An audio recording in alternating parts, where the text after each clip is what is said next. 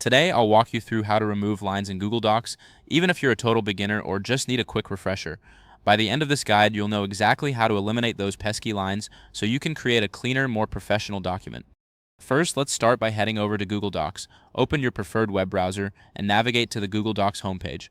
If you're logged in, you should see your recent documents. If not, simply sign in with your Google account. This is your starting point, and don't worry if your dashboard looks slightly different. The steps will still apply. Next, click on the template that you want to work on. You can choose a blank document or any of the available templates that suit your needs. Templates can save you time and help you create a polished document quickly. Now, let's focus on the lines you want to remove. Double-click the line that you wish to erase. This action will highlight the line, making it easier to delete. It's totally normal if this takes a moment.